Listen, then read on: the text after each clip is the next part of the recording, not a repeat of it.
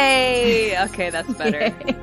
It worked that time. Yeah. I confuddled Emily by saying 3, 2, 1 and go. So I clicked on the and. And the whole thing was out of whack. Yes. The things did not align up and it would have been an absolute nightmare to edit. And you're all very welcome to Rowan and Pine. Hello. Welcome to our Winter Solstice edition of Rowan and Pine, because it's actually going up on Winter Solstice, which is kind of cool. Yeah, and made it exciting. a little bit easier for me to come up with stuff. Yeah, for sure. It wasn't like, what am I going to do? It wrote itself. Even though, like, I was like to you and I was like, oh, we'll do like this festival of Winter Solstice. And he kind of pulled a face and I was like, I'll do some stories and stuff too.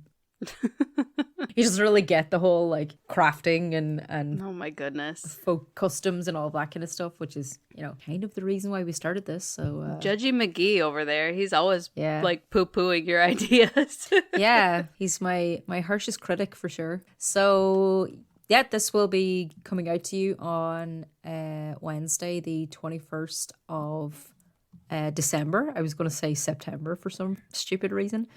We're a little bit beyond that at this point. Don't even know. It's always dark anyway, so it's the endless night. The winter solstice is the longest night of the year. It usually falls on December 21st or the 22nd, but because we're inclusive here, that's only in the northern hemisphere. So the longest night in the southern hemisphere is actually June 20th or 21st. So Australian people, we're sorry. We're about 6 months late for you, but you know, maybe you can listen to this again in June. Find an Australian podcast that talks about these same things. But please don't stop listening to us. You're our best friend. I don't feel too bad for them. Like all of my friends and family who live in Australia, I'm just looking at their Instagram stories. And like it was horribly cold and dark here in Ireland all week, and they're all at like beach parties That's because so it's funny. literally the height of summer. Yeah, it is so wild to think of like when you're freezing. It's like, oh, but the lower half of the world, they're in summer. Yeah, they're all just wearing bikinis with Santa hats. Like, what are you doing? Funny. I even think that about like Texas and California. And they're still in the northern hemisphere. Yeah. I'm like, you guys are just like in bikinis right now, aren't you? But then like the people who are in like California and Florida and stuff like that, they're like, we're freezing. And I'm like, oh, what is it? Like 60 degrees. Such a weird concept, like a warm Yeah. Christmas. I don't know. I just find it so I don't strange. like it. People are like, but we decorate the palm trees. I'm like, ew. I like snow. I don't so much like ice.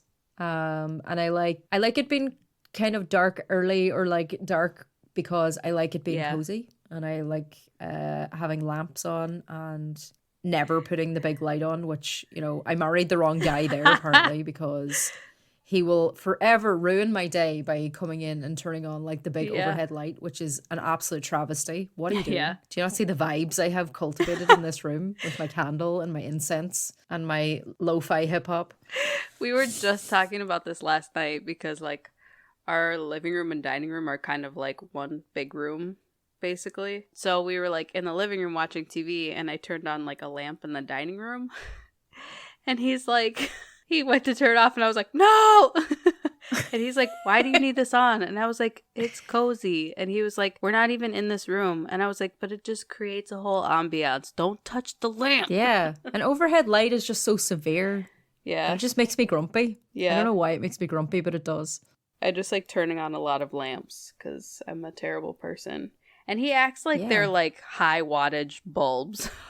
Oh my god, do not even get me started on this. Like, Ewan's there and he'll have like his Xbox on standby, and then he'll come in and when I have like one little lamp on or like some fairy lights, and he's like, does that need to be on? And I'm like, get out of here. Yeah. Get out of this room. I'm like, this is like a 20-watt bulb. Just calm down. My god. Like the arguments that I had over the years over like leaving Christmas lights on or like turning them on too early in the day. That's so funny. Because I'm like, as soon as it starts getting, especially like this time of year when it starts getting dark at like 3 p.m. Yeah. And I'll like have the Christmas lights on. Yeah. And it's just like, do they need to be on now? It's like, yes, they do. The prettiest It's only time here for a few weeks a year. Yeah, and the prettiest time to have Christmas lights on is like in twilight when there's still kind of Yes. like that glow in the sky. I don't know. I find that the prettiest. Yeah. When it's Oh, dark, it it's is still the pretty, but best. it's not quite as pretty. And when it's dark, you can't really see like outside. Like it's nice when you Yeah. can see like, you can still see the trees and like the silhouettes of stuff outside. And then Right. some like Christmas bulbs. And yeah, it's a vibe, and men need to stop messing with it. Specifically our husbands. Yeah, our husband. What the fuck? Well, no. As much as I have heard about it, like it's other men too. I don't know why. I don't know why you can't just appreciate some soft ambience. What is wrong with you people? Some warm lamps. Come on. So yeah, it's winter solstice everywhere in the northern hemisphere. I'm gonna do a quick little rundown of some festivals and traditions throughout the northern hemisphere, and then we're going to bring it back to Europe and to some Germanic customs, because I feel like Germanic and Nordic countries just do this time of year really well, as we had seen with the Yule lads and with Krampus in Emily's episode. It's just so fun. And Yeah. it gets me in like the festive mood. I don't know about you guys, but yeah. It does for me. Speaking of like warmer places, there's actually a winter solstice festival in Persia. So it's like modern day Iran, Iraq. So it's called Yalda or Shab-i-Yalda. It's a celebration of the winter solstice they specifically say in this source, in Iran. It started in ancient times. It marks the last day of the Persian month of Azar. Yalda is viewed traditionally as the victory of light over dark and the birthday of the sun god Mithra. So families celebrate together with special foods like nuts and pomegranates, and some families stay awake all night long to welcome the morning sun, which sounds really cool. Yeah, that sounds fun. I love like stay up all night. Like the only reason to stay up all night in Ireland is because there's a wake. Like it's just sad. I can't think of any reasons to stay up all night here unless you're Yeah, at a in sleepover. college. Yeah, or in college and have to finish a paper or something like that. Oh god, yeah. War flashbacks. You just put like sirens in my head there. Like staying up, pulling an all-nighter, or like studying for an exam. You're like, yeah, I'll just sleep after the exam, and then you can't because you're so traumatized from how badly the exam went. Yeah. At my in art school, it was just like, you need to get that fucking illustration done now. And the only way you're going to get it done is if you stay up all night. We've probably all heard of the ancient Roman festival of Saturnalia. So it is probably the most closely linked festival with our modern celebrations of Christmas. So originally Saturnalia happened around the time of the winter solstice. So it was actually around 17th of December, but then it was extended first to like 3 days. So it would bring you up to the 20th. And then it was eventually, they were having so much fun at the Saturnalia festival that they dragged it out for 7 days. Which is, I can respect that. Yeah. Who doesn't love a 7-day celebration? Absolutely. And the Romans, they did good parties, you know. So the date, like 17th of December, has been connected with winter sowing season. In modern Italy, that varies from October to January, probably February at this stage with our lovely global warming problem. Sowing like SOW? Yeah, sowing seeds. Not like making a nice wee dress. Not like not like sewing a quilt. Just wanted to clarify. So it was usually the liveliest festival of the year. All work and business was suspended. Slaves were given temporary freedom to say and do what they liked. They were treated like equals, which also should be extended to retail workers. Retail workers should be allowed to fight one customer every shift during this time of year. Yeah, pretty much. Say if you work in retail or food service, you should be able to fight like one person a day. The most annoying person is just be like, I'm allowed to slap you. So when my friend was quitting, she was a server with me, and it was like her last day. We were all like, okay, it's your last day, you need to like make it count. Like if people are mean to you, just ream them. Yeah. When people are like complaining to you about something and you can just like, you just feel like going, I don't care. Like, I just don't care. Yeah. I did have a day like that though when I was a server. I had worked like such a long weekend and just like got my ass handed to me the whole weekend. And then it was Monday night, which was like, we had like a special where you could get like a burger and a pitcher of beer for like $5. And like, it was just ridiculous. But so like, you know, all the cheap asses would come in for their cheap food. It was like my final table of the night. And like this woman got so mad at me because we had Pepsi and not Coke. And she's like, are you kidding me? And I would like looked at her and I was like, I don't know what you want me to do. You have choices of Pepsi. We don't have Coke. And like her whole family just looked at me and I was like, I'm done. I can't do this. And then I asked one of my coworkers, I was like, you want to take over the table? Because I can't. Yeah, like when people are complaining to you about something that is literally not like not a real problem, it's not a real issue, or like they'll act like some like minor thing that's gone wrong has ruined their entire day. I knew a guy who like worked in Smith's, which is like a chain of toy stores here, and he was like, you know, it's Christmas. It's officially Christmas when somebody tells you you've ruined their Christmas, because they come in looking for some specific That is toy, so sad. and then they'll tell you that you specifically ruined their Christmas because you don't have the toy that they're looking for. Yeah, I'm just the cashier. I'm sorry. I'm not in charge of like orders and stocking and things like I that. remember somebody telling me when I worked in like when I was a barista, and we had like this menu item. It was like a baked frittata, like a baked omelet, and this woman told me that she had driven like all the way from the top of the county, so about 2 hours, for this specific omelet. And she was like, and you don't have any left. Wow. And I was kind of like, if your whole day like hinges on an omelet, like, I don't know what to tell you. And I just said, yeah. I was like, well, it does sell out pretty quickly because it's quite popular. And she's like, yeah, I know. And I was like, well, if you knew, why the fuck did you wait until 4 o'clock to get here? Or like maybe just like call in advance and be like, can I purchase like a slice, can you or keep whatever? me some? Like, oh my God. Yeah, it's wild out there working in where you have to serve people, whatever that is. I've only been out of the service industry. I think this is my second Christmas. So my heart goes out to everybody who is just barely hanging in there. You've got a couple more days to go by the time this episode comes out. Elaine, who was my former manager, she listens to episode on release every day, or every time we release an episode. I was going to say, I think she's like one of our biggest fans. So Elaine, we dedicate this one to you. We hope you get to fight a customer, Saturnalia style. Yeah, just go for it. Just do it. We what can stand they do? with you. What can they really do? They can't afford to fire you. Oh my gosh. Solidarity to everybody in the service industry. On the other end, rather than partying, we have two different solstice traditions which honor bathing and relaxation. So the festival of Chaumas, I hope I'm saying that right. It was a Pakistani celebration in which a small number of Kailash Kafir people observed the ritual of baths as part of a purification process. During the baths, there was also singing, chanting, dancing, bonfires, festive eating, and a torchlight procession. So that festival lasted for 7 days.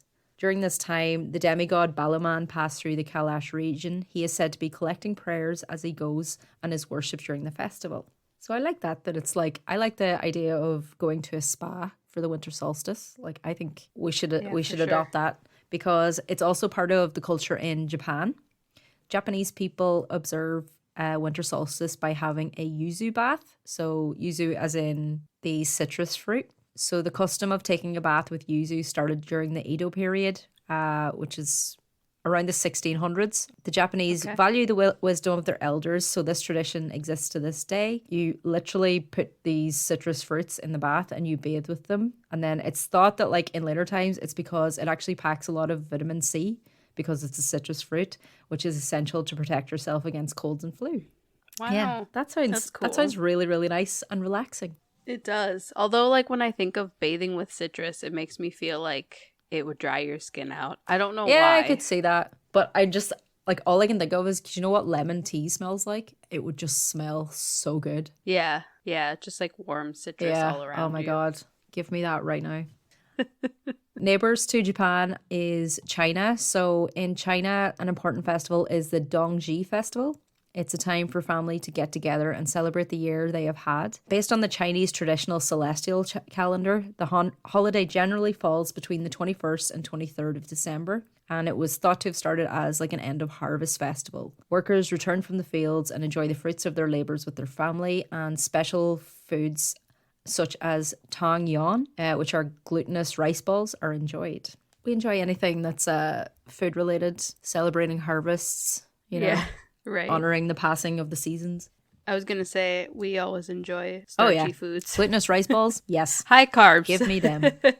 And of course, I could not mention the winter solstice without mentioning Newgrange in Ireland. So I've talked about it like maybe once or twice on the podcast before. Newgrange is a large passage. They always taught it to us as being a large passage tomb. It's in more recent times they've talked about it being a temple. So it's in County Meath. It's a large like kidney shaped structure that's built into a hill. Every year on the winter solstice, the height of the sun passes through a specific opening in the chamber inside this temple, and it lights up the entire chamber. So the chamber inside is shaped like a cross, and it lights up the entire chamber. So if you're standing in it, it's just like the entire thing is like daylight. This was built thousands of years ago. They reckon it's older than the pyramids. So the engineering needed to build this, just like as people say about Stonehenge, because it's also a solstice location. It's just absolutely amazing that they were able to like build it so that the exact position of the sun in the sky during the longest night of the year, the shortest day of the year, can fill up this entire chamber. That's just absolutely amazing to me.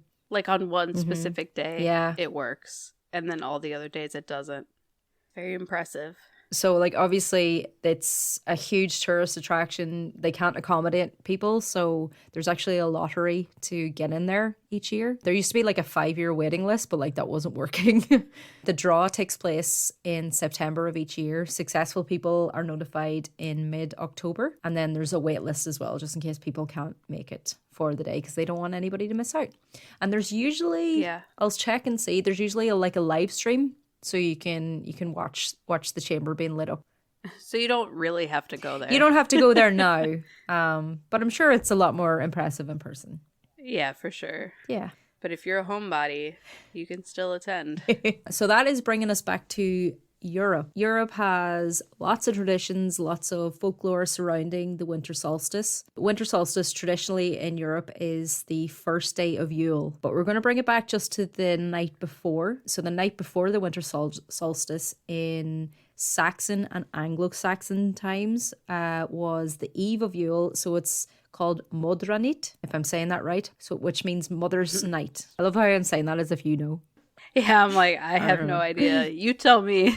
Modranite. Details on the original festival are a little bit sketchy. The only surviving account we have is from a historian from the 8th century called Bede, B-E-D-E. He indicated that people, just like in the earlier festivals that we were talking about, they stayed up through the night. They were sort of like Samhain. It was sacrifices and feasting were happening, and it's now evolved. So modern like heathens or pagans use it to celebrate like a New Year festival, and also it celebrates their maternal line. So because it's Mother's Night, they use it to honor all the mothers back through their lineage that have brought them here today. So it's a real like feminine, beautiful honoring festival. So Mother's Night. That's cool. Yeah. So instead of Mother's Day, it's Mother's Night. And it's a little bit more metal because it was sacrifices happening. Yeah. Oh, gotta love a sacrifice. So the first day of Yule always occurs on the winter solstice. It's the beginning of the coldest season. First 12 days were when the spectral wild hunt was most likely to race across the night sky. It was also the opening of the underworld's gates, and when measures of protection were required for everyone, but especially for the young and the sick. One of those methods of protection was mistletoe, which is why it's associated with Yule, and it's long been considered a magical plant for its medicinal as well as spiritual properties. For example, to the Celts, it was highly esteemed because it grew on sacred oaks, so oaks were their most sacred tree, and it offered protection and enhanced fertility. The wild hunt. The wild hunt is something that I was saying to Emily, it's always something that I kind of heard of, or it's like I've seen it referenced in like fantasy media and in books, but it's something that I never really looked into properly. Who are the wild hunt? Well, in the Germanic tradition, the Nordic god Odin, who was also known as Wotan, leads the wild hunt on an eight-legged horse called Sleipnir. And I'm actually very proud of that because it's spelled Sleipnir. I was like, I bet you I'm pronouncing that wrong. And you happened to be playing World of Warcraft with a Danish guy and asked him how to spelled it out and asked him how to pronounce it. And he was like, Sleipnir? He's like, why are you asking about that? That's amazing. Yeah. It's like, oh, no reason. Odin leads the wild hunt on his eight-legged horse Sleipnir, followed by the Valkyries. So Valkyrie, I didn't know, actually means chooser of the slain. Interesting. The Valkyries are, in Norse mythology, a group of maidens who served Odin and were sent by him to the battlefields to choose the slain who were worthy of a place in Valhalla. After Valhalla, they will eventually fight by his side during Ragnarok, which is the Norse end of times. Also in this big group of wild hunters are the ghosts of dead heroes riding their horses, and a bunch of black hounds baying at their feet. And the whole thing is soundtracked by blowing hunting horns, which sounds absolutely terrifying to see going across the night sky. Yeah, and then hearing those horns. Dogs, horses, horns. I'm sure the Valkyries aren't quiet because they sound like badass ladies. Probably not. They're probably screeching or something. It's pretty freaking metal when you think about it, like these horses and Odin and dogs and female warriors and ghosts, which if there's anything that we've learned in this podcast is that most things are pretty freaking metal pre-Christian. Pretty much. It's super cool. It's like in like a lot of metal music, there's a lot of like Norse mythology and imagery and stuff like that. You can see why. Yeah. So Odin is known by two particular names relating to this time of year, Yulnir and Yalohera. Both of these roughly mean master of Yule. So what happens if you encounter the wild hunt? Well, apart from shitting your pants, if an unlucky traveller happened to be caught outside at the time the wild hunt were travelling across the sky, he or she would be judged on their purity of heart, their courage, and their sense of humour. As one should be judged. Yeah. Honestly, that should be like a Tinder thing. It's like your purity of heart, your courage, and your sense of humour. That's... What more do you need? Yes. That's all you need to find out if you want to be with a person or not. So if the traveller passed judgment, they could go home with their shoes full of gold or be given food and drink. But if they did not pass judgment, they were doomed to a frightening nocturnal journey which may claim their life. All the darkness would surround them and they're probably going to die on their way home. Shoes full of gold, I think I would like. I'm just over here thinking about, okay, how do I develop an app, a dating app called The Wild Hunt? That's sort of like an RPG. Oh my God. The nerds would love you. I know, right? They really, really would. Copyrighted, patented. Nobody take that idea. It would be like an app like just for cosplayers and for LARPers, just dressed up as Odin. Although I feel like most men would be dressed up as Odin. It's like, no, I can't be like a lesser god or anything like that. I have to be like the master of Yule. Yeah. I have to be Odin. You know the way when people say that they're like time travelers and stuff, or their famous ancestor or past life never seems to be like a peasant farmer from like such and such a time. It's like, no, I was Tutankhamun. Why are you? Right. Why is your past life that important? You're never just Johnny real. from the fields, like you're Johnny from the fields. That's a precursor to Jenny from the block. That's Jennifer Lopez's ancestor. Johnny from the fields, yeah. They always just have to be like some super important. It's like, oh yeah, like I went back in time and Queen Victoria was one of my past lives. Like, no, it fucking wasn't. Although, to be fair, there were a lot fewer people at one point, so you could probably trace a lot of people back to... Like 8 people? Certain... Yeah.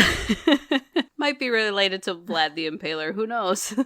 So, traditionally, children used to leave their boots or socks out by the hearth on Solstice Eve, filled with hay and sugar for Sleipnir, which kind of sounds like us leaving out carrots for Rudolph. In return, Odin or Wotan would leave them a gift. In Christian times, the figure of St. Nicholas was superimposed upon Odin, and the kindly gift-bearing Santa Claus, Father of Christmas, escorted by reindeer, was born. So they reckon that's why Santa flies, because of Odin and the Wild Hunt.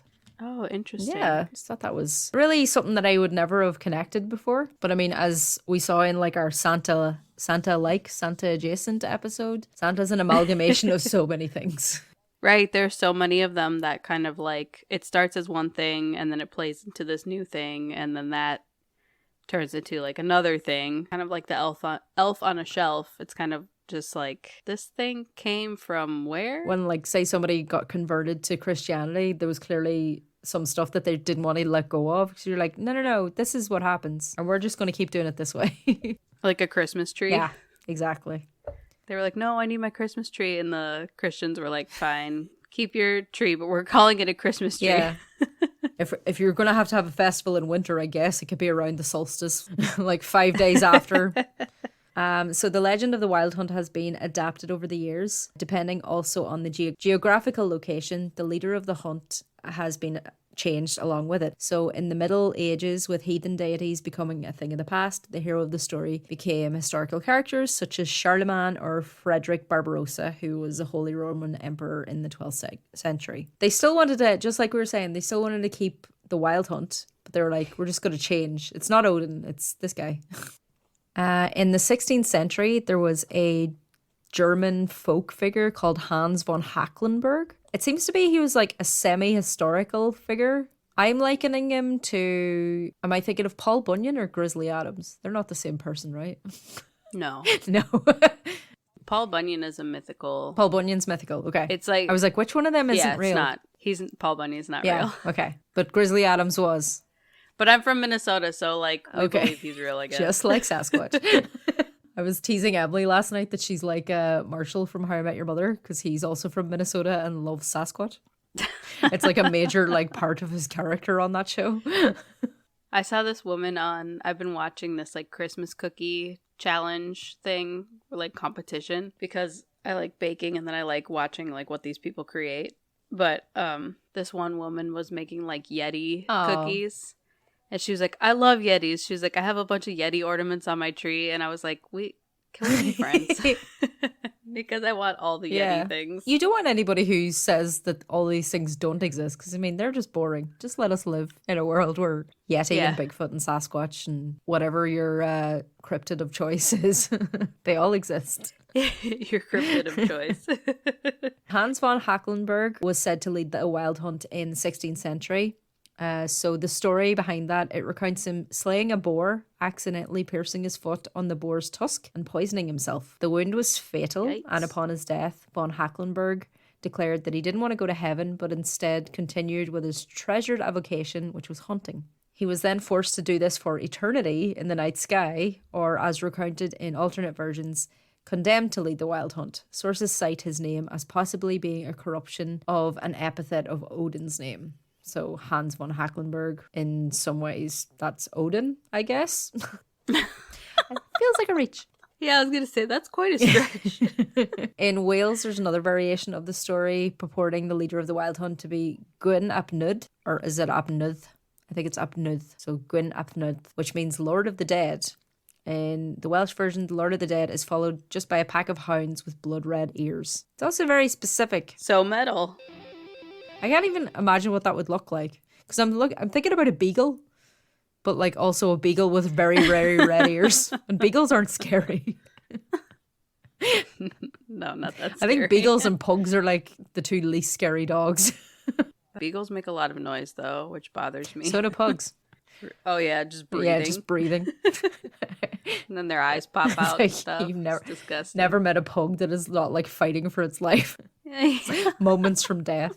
It's always moments where I'm just like, because we've been watching this like vet show. It's The Incredible Dr. Pol. He's a veterinarian. It's just like a show about him and all of his veterinarian emergencies. It sounds like the American version of Super Vet. We have a Super Vet here, and it's just his practice and all of the patients that come in. Yeah. People will come in with their like French bulldogs or like, you know, like any dog that has like a shortened snout. And they're like, yeah, they're like coughing a lot and blah, blah, blah. And they're like, well, they can't breathe. Yeah. I'm like, why are we still making these dogs a thing? Yeah. It is really sad because they're just like. Ever see like paintings of what pugs looked like 100 years ago? Do they have like real faces? Yeah. They have like proper noses. And it's just like, we have corrupted these little dogs. Make pugs great again. Yeah, this is a movement that we can get behind. Make pugs again. My God. Let pugs breathe again. Jesus. A lot of them, I feel like they came from like Asia. So there's a lot of like old like paintings from like Chinese dynasties and stuff where there'll be a pug in it and the pug has like an actual snout. It's like, why are you doing this? And like French bulldogs, they can't mate naturally. They have to. That's why they're so expensive, because their little heads are so. They've been bred for their heads to be so huge that they can't mount. Oh my God! Why are we what doing are we this? doing? This is upsetting. Yeah. My God. I mean, they're so cute, but Jesus Christ, leave them alone. Just let them be. Or breed them with something that actually has like a nose. Funny, like pugs and beagles, like a cross of that is a puggle. And they're pretty cute because they have little noses. They're like Yeah. just pugs with little beagle noses. And they look like they can, run more than 4 feet. Like their eyes aren't going to fall out. Yeah. Or like that they've just had some horrible news constantly. All right, so we've offended the pug people. Back to the solstice. In England, the Wild Hunt has sort of been adopted as their legend. So sounds like colonization to me. Just taking over stuff. The Wild Hunt in English legend is the general term for any ghostly or demonic huntsman or group of huntsmen accompanied by phantom hounds. They're usually seen or more often just heard galloping across the night sky. Spooky. It's actually to the point where each locality will have like different names for the Wild Hunt that they will hear going across the night sky. So in Cornwall, they're called Dando's dogs. In Dartmoor, they're called wish hounds. And in Northern England, they're called Gabriel hounds. And in Worcestershire, they have the real fun term called the Seven Whistlers. But what's most interesting is that they reckon what happened to King Arthur after his death, he is now the leader of the Wild Hunt in England. Interesting. There are actual descriptions and accounts of people hearing or seeing the Wild Hunt, the earliest of which comes from the Peterborough Chronicle. This was after the appointment of a wicked abbot as in like a clergyman, in the year 1127. The account says, soon afterwards, many people saw and heard many hunters hunting. The hunters were big and black and loathsome, and their hounds all black and wide-eyed and loathsome, and they rode on black horses and black goats. This was seen in the very deer park in the town of Peterborough and in all the woods that there were between this town and Stamford. Wow. Sounds like a sighting of My Chemical Romance. The Black Parade. It just reminds me of like, the ring wraiths from Lord of the Rings? That had to be like an inspiration for the ring wraiths.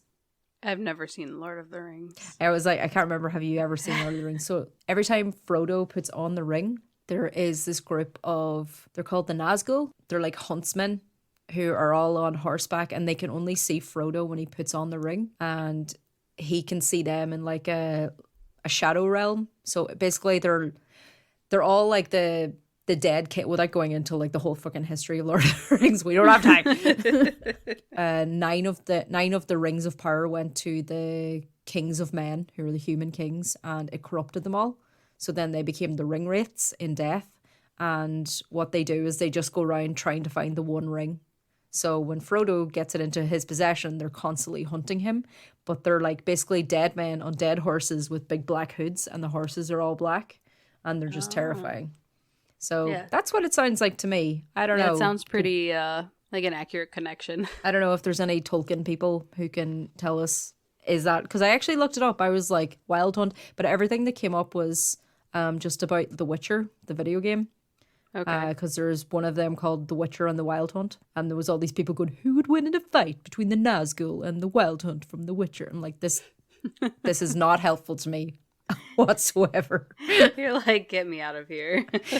That's actually, I don't know if you've encountered this, but it's actually pretty annoying when you're trying to look up folklore and all you can find is like Nerdopedia and like it's in this video game, or it's in World of Warcraft, or it's in Dungeons and Dragons. You're like, no, I want to find like... Yeah, there was a page that I came across. I don't remember what it was about, but I thought it was like real like information. I'm like, okay, so I'm like reading through, and then at the end it's like dives into like the like video game stuff. So all of a sudden I was like, wait a second. I'm like, so this is like the lore for the video game. Yeah. It's not real. And it's so like, because a lot of it'll be rooted in actual folklore.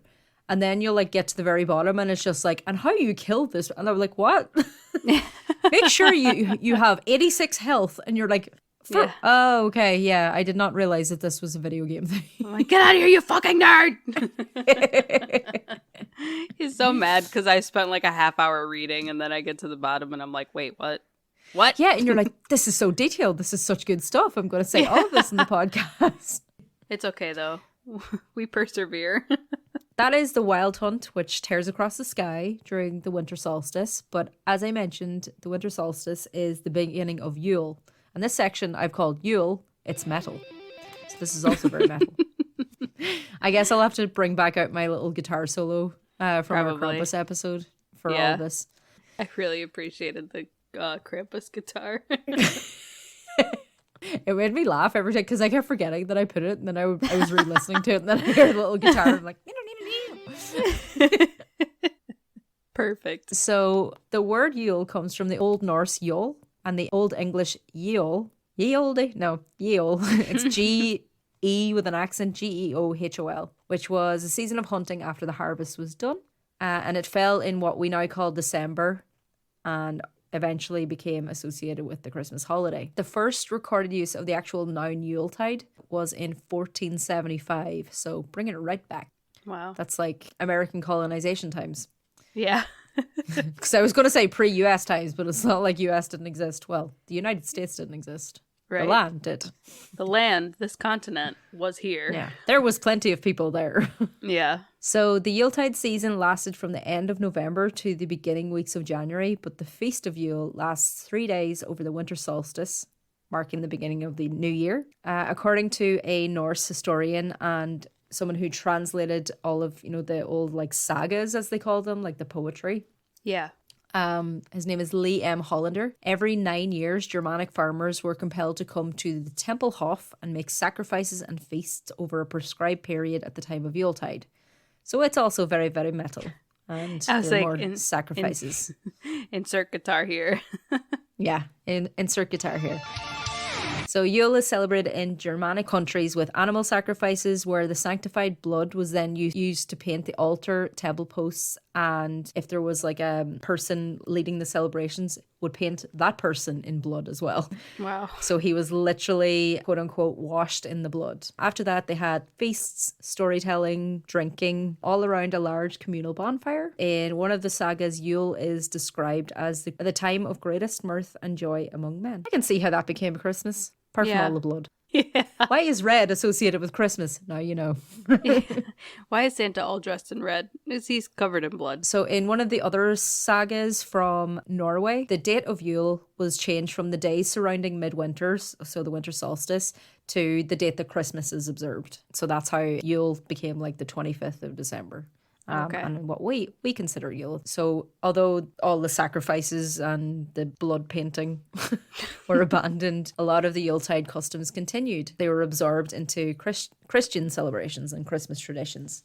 One of which is, of course, the Yule log. Couldn't do an episode about Yule without talking about the Yule log. Yay! Our boy the Yule log. The Yule log is probably the only sort of sacrificial act that was adopted into Christmas. So you're basically sacrificing a tree. So originally it was a whole tree or a large tree trunk that was carefully chosen, felled and hauled into the longhouse. So that was like a communal place with great ceremony. The end of the trunk was laid on the hearth and then lit with a brand from the previous year's Yule fire. So they would always save a little bit of the Yule log from the previous year to light the next year. So it's this whole cyclical, never-ending cycle of tradition. The rest of the tree stuck out of the hearth into the room and was like slowly burning, which is pretty like, how is that working?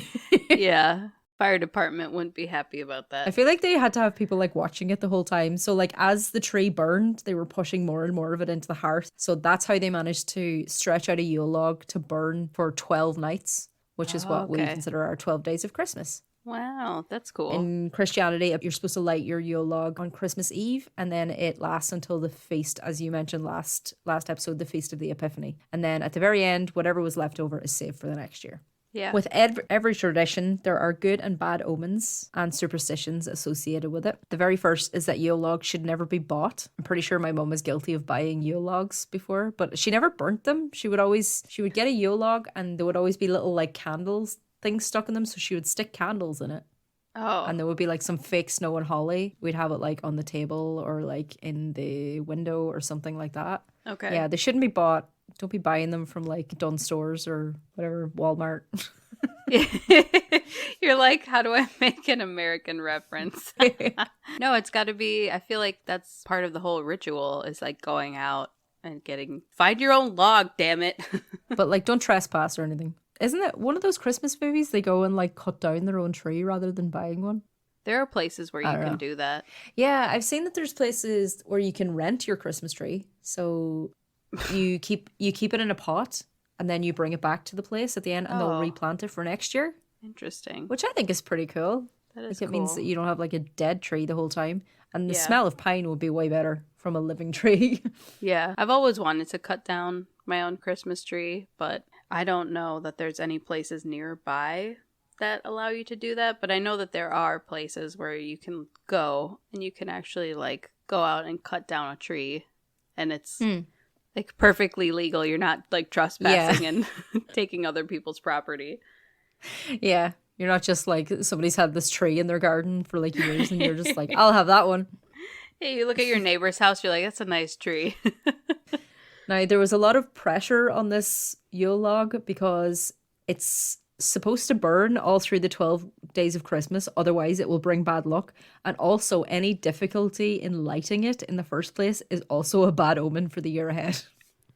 So, like, you got to make sure that it's pretty well dried out. Otherwise, I was going to say, so you have to cut it down early. You're not cutting it down like right before you burn it.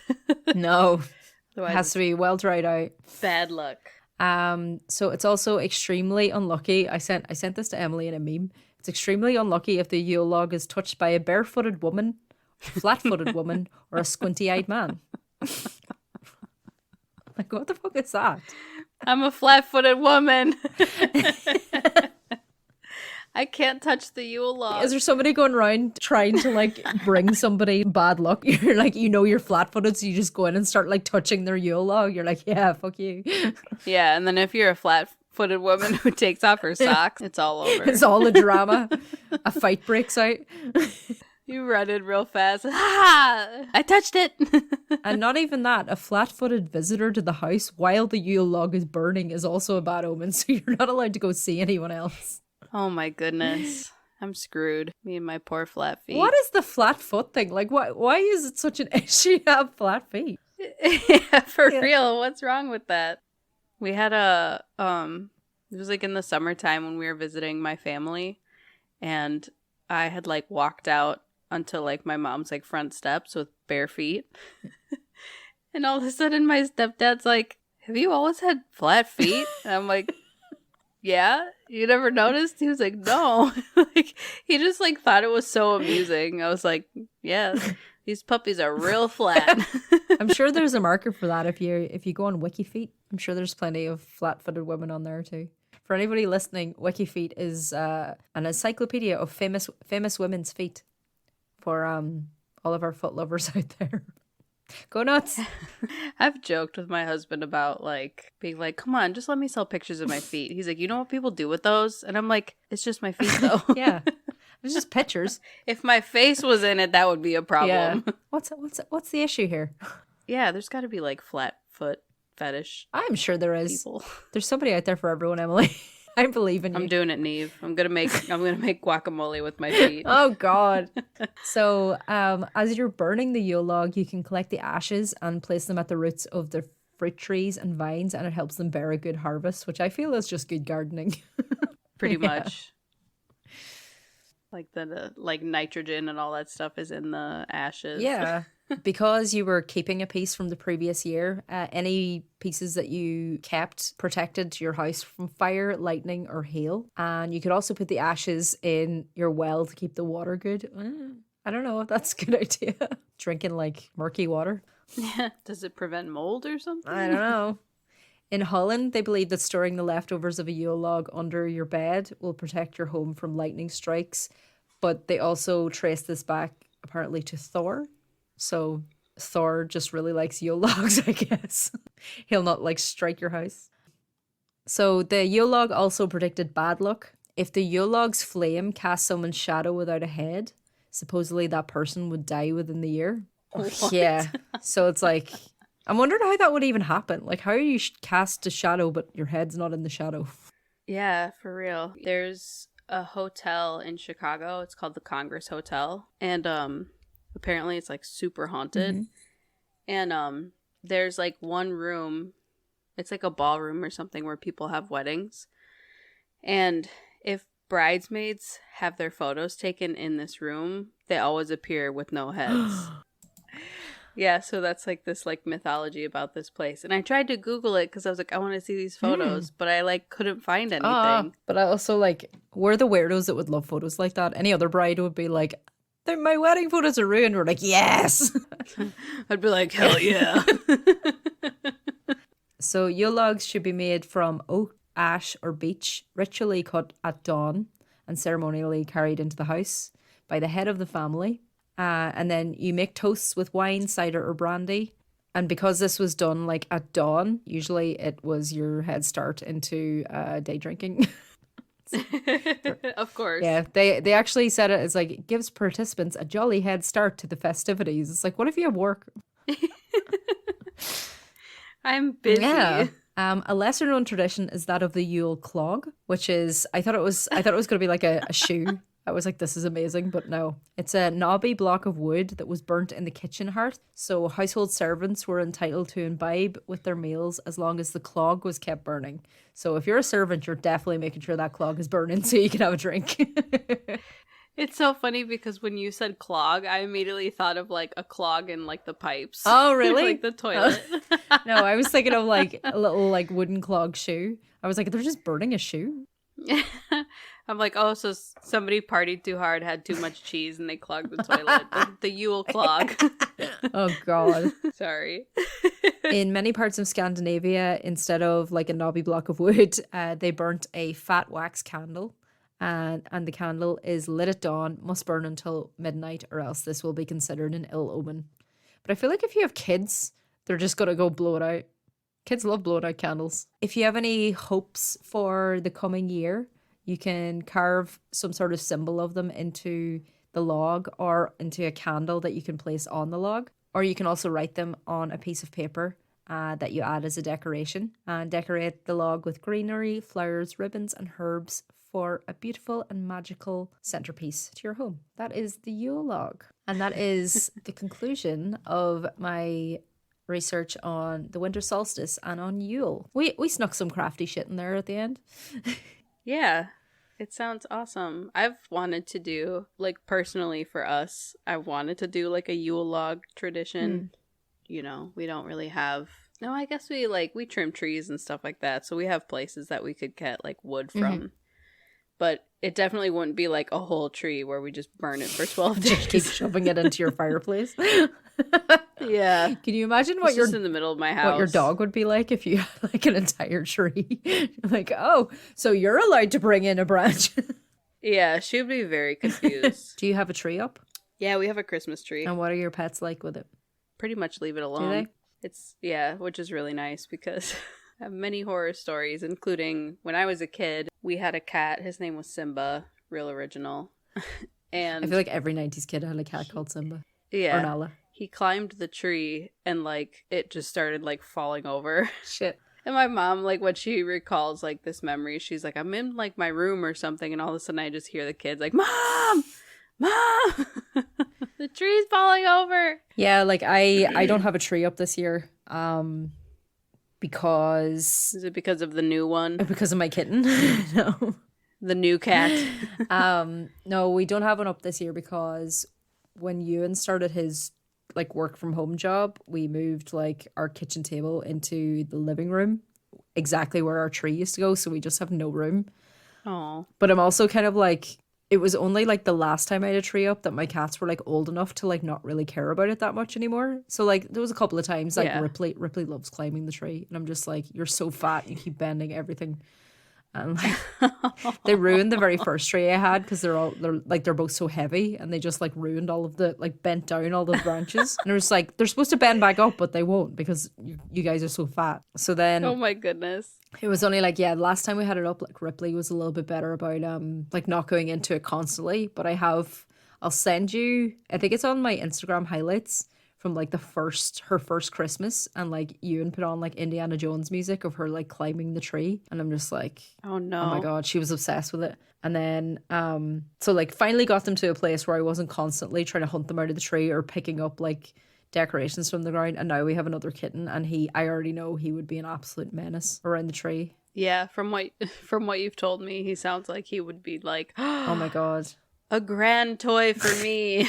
Yeah, it's like, you put this whole thing in here just for me. Like, I was trying to wrap presents last night, and he kept like, I had like ribbon to wrap around the outside, and he kept just dragging it into a different room. There's some of it I have not found. I don't know where he brought it. And Ewan's like, he brought that to his lair. And I'm like, but where?